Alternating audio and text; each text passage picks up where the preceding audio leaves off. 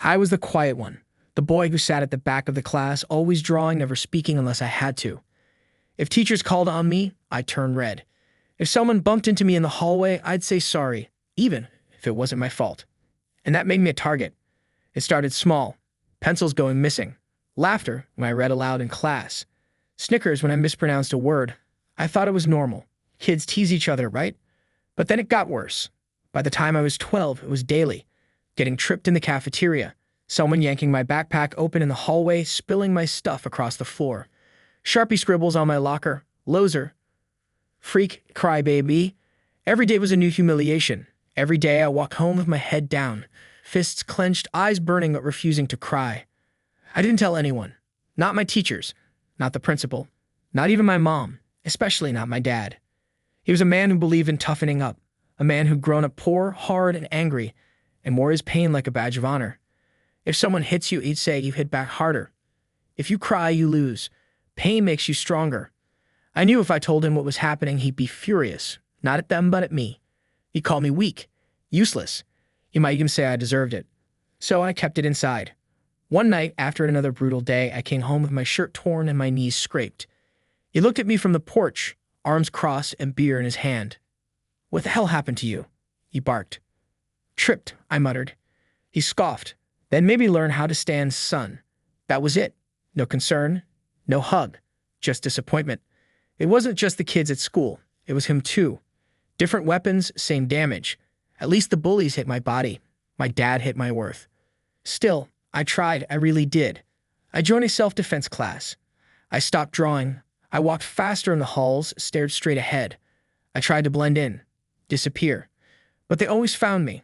There was one boy, Jaden. Blonde, cocky, always surrounded by a pack of other boys. He made it his mission to break me. He shoved me into lockers, throw gum in my hair, whisper threats in class. Once he followed me into the bathroom, grabbed my neck and said, "You're never getting out of this alive, freak." I stared at that envelope for what felt like hours. Jaden Carter, my worst nightmare, and my dad, the sender. I didn't even realize I was shaking until the paper started crinkling in my hand. It felt like my entire reality cracked in two. Every memory, every bruise, every cruel word, every time I thought, why me, suddenly had a new answer. Because he made it happen. I didn't confront him that night. I put the letter back. Perfectly. I wasn't ready. I needed to know more. I needed to be sure. But over the next few weeks, I became a different kind of student. Not the quiet, broken kid who avoided everyone, but a spy. I started listening, watching, looking for clues. And the more I looked, the more I saw. Jaden never got in trouble. Ever. Even when teachers saw him trip me or call me names. I overheard Mr. Landers, the math teacher, once say, "Just leave him alone, he's doing what he's told." What he's told. I checked Jaden's Instagram. He'd tagged a new bike, a really expensive one, and a new PlayStation, and a $500 hoodie. His family wasn't rich, but suddenly he had all this stuff. Then one day, I followed him after school. He walked a few blocks away from campus and stopped behind a gas station. And there, as if I was watching a movie I already knew the ending to, my dad pulled up in his truck. They didn't hug. They didn't even look at each other like friends. He just handed him an envelope. Jaden took it, counted it, then nodded, and walked away. I ducked behind a dumpster so fast I scraped my knee. But I didn't care. My blood was boiling. This wasn't a one-time thing. This wasn't a mistake. It was a deal. That night, I couldn't sleep. I just lay there staring at the ceiling, listening to the sound of my dad snoring down the hall. The same man who used to read me bedtime stories, who taught me how to ride a bike, who said, "You're my little soldier." I wanted to scream, but part of me still clung to some twisted hope. Maybe he had a reason. Maybe it was some kind of insane lesson. I had to ask. So I did. The next morning, while he was drinking his coffee and reading the paper, I stood in front of him, shaking like a leaf. "I know," I said. He didn't even look up. "Know what?" "I know about Jaden, about the money. I found the letter." There was silence. Then slowly he folded the newspaper, placed it down, and met my eyes. "Good," he said. "Good." I blinked. "You're not denying it?" He leaned back in his chair. "No point. You were going to find out sooner or later." "Why?" My voice cracked. "Why would you do that to me? You let him hurt me." "I didn't let anything," he said calmly. "I made it happen."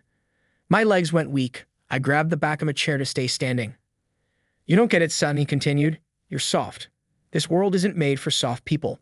I was making you stronger. By breaking me, I shouted. By traumatizing me. He rolled his eyes. Oh, don't be dramatic. You think I let them really hurt you?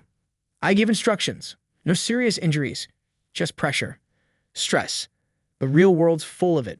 Better you learn now. I was speechless. I couldn't understand how he was saying this so casually, like it was all just a training drill. You think this is... After that confrontation, something shifted. He didn't hit me.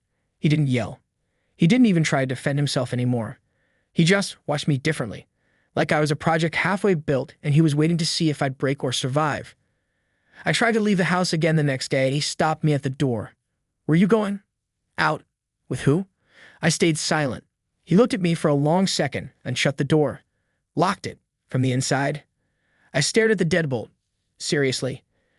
You're grounded, he said flatly. Indefinitely. Until you get your head right. It didn't matter that I wasn't 10. Didn't matter that I didn't do anything wrong.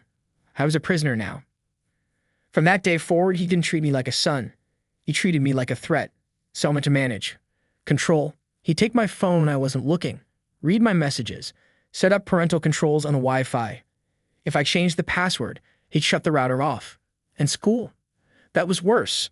Jaden didn't stop. If anything, he got meaner. Because now he knew I knew, and he liked it. He'd smirk across the hallway, flick a quarter at my chest and whisper, "Tell Daddy I want a raise." Or worse, he'd fake sympathy. Put a hand on my shoulder and say, "Still crying about the truth, little man." I wanted to punch him, so badly.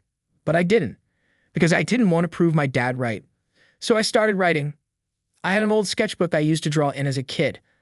I pulled it from the back of my closet and filled it with thoughts. Rage, pain, questions. I scribbled everything.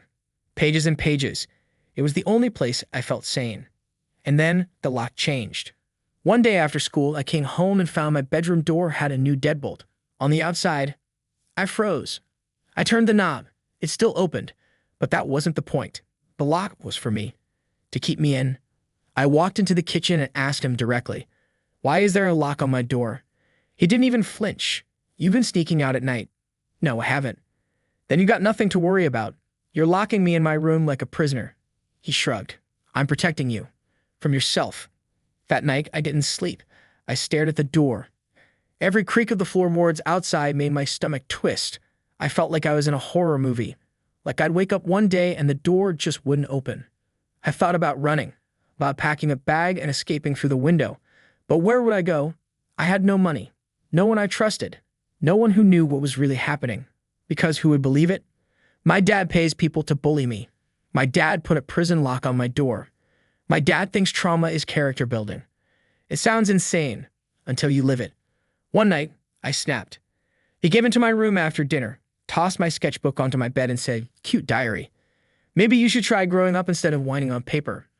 I launched at him. I don't remember thinking. I just remember rage. I shoved him. Screamed. After that night, after I snapped, everything changed. Not for him. For me. I realized something chilling. The more I fought back, the more he smiled. The more I showed strength, the more he believed his plan was working. It was like I was feeding a beast, and it was growing stronger. So I stopped reacting. I became silent again, but this time not from fear. From strategy. I played his game. I nodded when he barked orders, ate when he cooked, went to school, came home, pretended to forget about the lock, pretended to give up. But inside, I was planning. I knew I needed help, but I also knew I couldn't just run. I didn't have money, a phone, or friends I could trust. So I did the only thing I could. I started writing letters. Not emails, not texts. Handwritten letters, the kind people forget even exist. I wrote to teachers, old neighbors, my aunt in Nevada. I told the truth.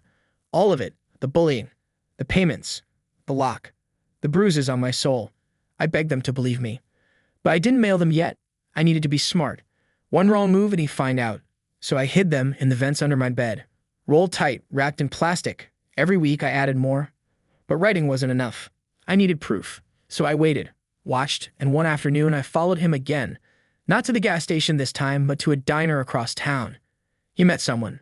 Not Jaden. An adult. A man in a blazer. They sat in a booth my dad slid over an envelope and they shook hands. I snapped a photo through the window with the school tablet I borrowed. My heart was pounding so hard I thought I'd faint. I took pictures of the locked door, of the bruises on my arms. I even recorded him one night when he was ranting at me, saying how this pain will build character, how I'm doing what no one else has the balls to do. I stitched it all together in a hidden folder on the tablet, labeled it Science Project. Then, I waited. I had no clear plan. I didn't know who'd save me. I just knew I couldn't survive this much longer. Until one day, I got a sign. In class, my English teacher, Ms. Carter, pulled me aside. She held one of the letters, the one I thought I had hidden. "I found this in your old locker," she said. "Wasn't sure it was real, but I read it. I froze. I wanted to lie, deny everything. But I didn't." Tears started pouring before words could. She didn't hug me. She didn't cry. She just nodded and said, "You're not alone." 2 days later, Child Protective Services showed up at our house. He acted shocked, confused. This is some kind of mistake. They didn't arrest him, but they asked questions, inspected the door, checked the vents. And then I left with nothing. No suitcase, no goodbye. Just the clothes on my back and a folder filled with letters and screenshots clutched in my hands like a life raft. The social worker, her name was Amanda, didn't say much as we drove away. She just kept looking at me like she wanted to say something comforting but didn't know how. I appreciated the silence. I stared out the window as the only house I'd ever known disappeared behind us. Part of me expected my dad to come running after the car, screaming, begging, threatening. But he didn't. He let me go. That broke me more than anything else. Amanda took me to a group home on the other side of the city. It wasn't awful. Clean, small, quiet. My roommates were other boys who had seen too much, lived too fast, or trusted the wrong people. I kept to myself. For the first few weeks, I didn't speak unless I had to. I ate fast, slept with the lights on, jumped at footsteps in the hall. But no one yelled. No one hit. No one locked my door. And eventually, I started to breathe again. Ms. Carter, my English teacher, visited once. She brought me books. Said the school had opened an investigation. Said Jaden was suspended. Said my dad had denied everything, but the paper trail was too clear. There was going to be a hearing. I didn't know what to feel. Justice? Closure? Or just exhaustion? I wrote in my notebook every day, not just about him, but about me. Who I wanted to be, what I was afraid of, what I remember about being happy before all of it. Then one night, Amanda knocked on my door. "You have a visitor," she said. I hesitated. "Who?" She smiled. "Your aunt from Nevada." I blinked. "Aunt Rachel?" She nodded. "She filed for temporary custody." I didn't move. "I don't understand," I said quietly. "We haven't spoken in years." "She got your letter," Amanda said. She cried when she read it, got on a plane the next day. Aunt Rachel hugged me so hard I forgot how to breathe. She didn't ask questions. She didn't say, "Why didn't you tell someone?" or "Are you sure?" She just said, "You're safe now." And moving in with Aunt Rachel felt like stepping into another universe. Her house smelled like cinnamon and old books. There were plants everywhere, hanging from the ceiling, resting on windowsills, crowding the kitchen table. It was warm, alive, nothing like the cold, quiet house I had left behind. She gave me the guest room with its pale yellow walls, a soft quilt, and a big window that let in the sun every morning. No locks, no yelling, no fear. The first few nights I barely slept. I kept waiting for the sound of boots in the hallway, for a fist on the door, for the scolding voice of someone telling me to man up. But it never came. Instead, Aunt Rachel would knock gently in the mornings and ask, "Do you want waffles or eggs?" Or sit beside me during dinner, telling me stories about my mom when they were younger. She didn't push.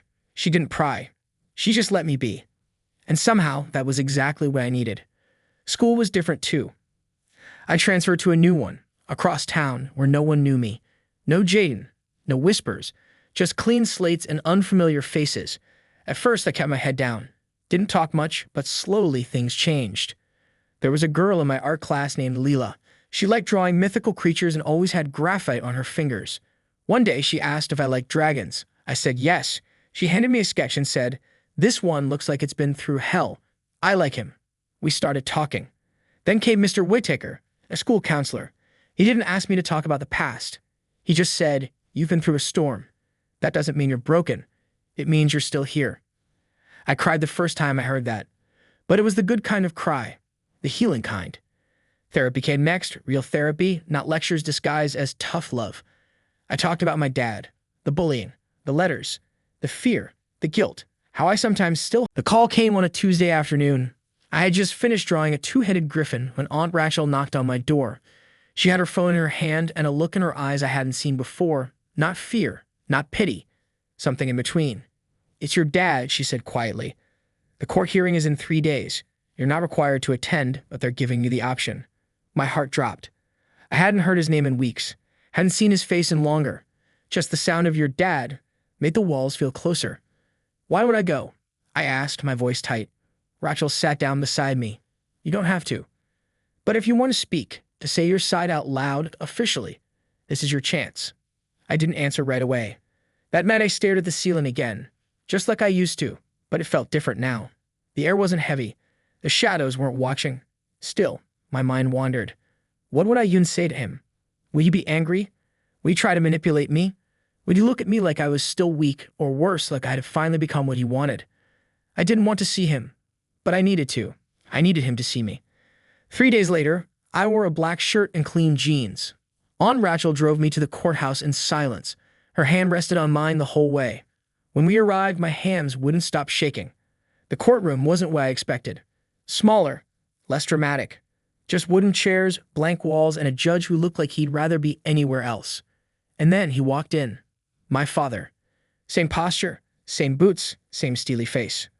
But for the first time in my life, he looked small. He didn't see me at first. Then he did. Our eyes locked. He flinched. I didn't. They called me to speak. My legs felt like rubber, but I stood, walked to the front, faced the judge, and then turned to him. I used to think my dad was a hero. I began. He taught me to ride a bike. He taught me to fight. He taught me to be afraid. I paused. He didn't hit me. Not like people think.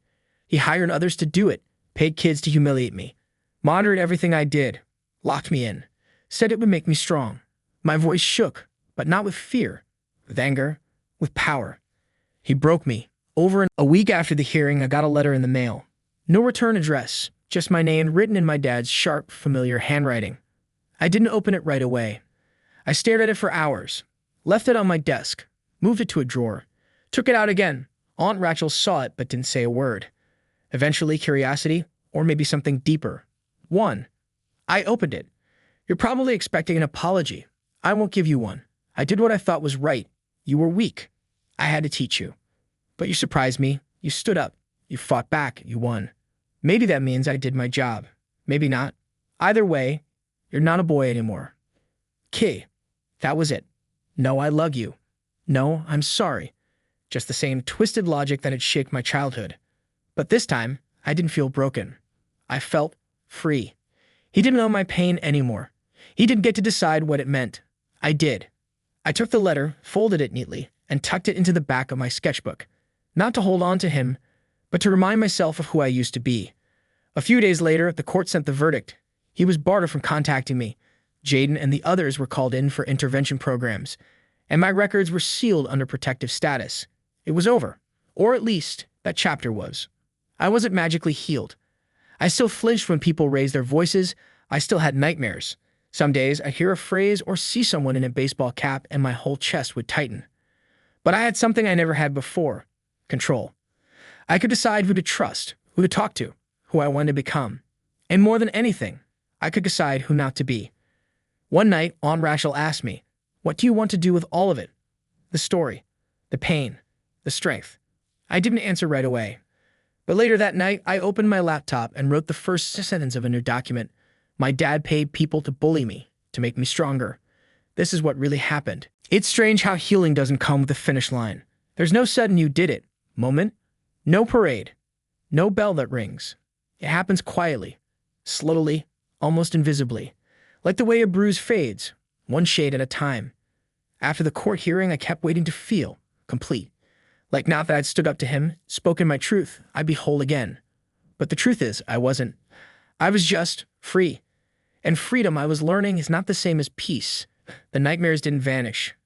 I still flinched when someone raised their voice. Still hesitated before turning the key in a locked door. Still caught myself looking over my shoulder in crowds. But I also started noticing something new. Tiny things. Moments I used to miss, like waking up and not dreading the day. Like laughing during lunch without scanning the room. Like sketching for hours without hearing his voice in my head calling me a waste of time. One afternoon at the library where I volunteered, a little boy named Marcus clung to my side all day. He was shy, nervous, reminded me of someone I used to be. When his mom came to pick him up, he whispered to me, "You're like a big brother." It wrecked me. I walked into the supply closet and cried into my sleeve, because I'd never heard those words before. And for the first time, they didn't scare me. They felt right. Later that month, I submitted my story anonymously to a youth trauma blog. It was raw, shaky, full of edits. But it was mine. The response was overwhelming. Hundreds of comments, messages from kids across the world. Some saying they never told anyone what they were going through, until now. Then came a teacher's newsletter, then a podcast, then a journalist wanted to interview me. No name, no photo, just the voice of a kid who made it out. Every time I shared it, a little piece of the shame melted away. One night, Aunt Rachel made tea and asked me, "What do you want to do with all this now that it's out in the world?" I didn't answer. Not then. But later that night, I found myself walking down the hallway. I stopped at the mirror. I used to avoid mirrors. Back then, I didn't like what I saw. Not because of how I looked, but because of who I thought I was. Weak, pathetic, broken. But now I stood still and looked closer. Same face, same eyes, but different energy. My shoulders weren't hunched. My eyes didn't dart away. I didn't fold my arms like I had something to hide. I looked like someone becoming. Not perfect, not finished, but real and honest. And strong, in a way he never wanted me to be. I smiled. It wasn't a big cinematic smile. It was small, honest, quiet, but it was mine. And in that moment, I realized, he doesn't get to define me. Not anymore.